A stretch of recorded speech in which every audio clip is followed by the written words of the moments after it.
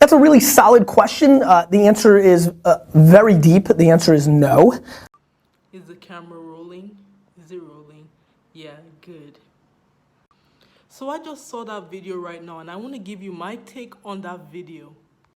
First of all, why would you want to basically swap a mid-range or low-range or budget Android phone for an iPhone? That does not make sense. Because literally no smartphone vendor would want to swap that type of phone for an iPhone. I'm not trying to be rude or anything, but then there are all these smartphone vendors that if you go to them and tell them you want to swap that phone for an iPhone, they'll look at you as if you're confused or lost or something. That's the truth, but I'm not trying to be rude in any way at all. The reason why normally you can't swap an Android for an iPhone in most cases is the fact that Androids do not have a high resale value compared to the iPhone. And let me explain before you think that I'm being biased in this video. One thing about iPhones is the fact that iPhones can always be upgraded over and over and over again until iPhone decides to stop some devices from being upgraded. Something like the iPhone 6, iPhone 7, for example, are phones that have kept on being upgraded by Apple till this day.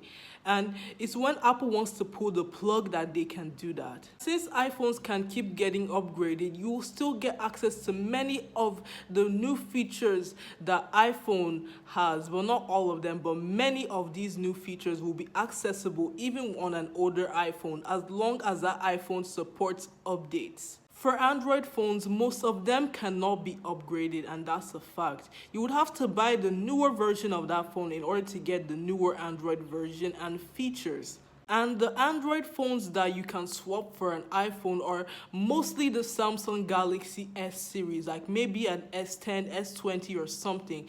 Those can be swapped for an iPhone. And finally, please do not go on the comment section of any tech content creator asking them which phone can you swap for an iPhone and all that, because many of them might look at these things and see you as a confused person, and that's the truth. I'm not trying to send hate to any content creator that does tech or anything, but that is the truth. There are some of them that would just look at you like, yo, is she stupid or something? That's the truth.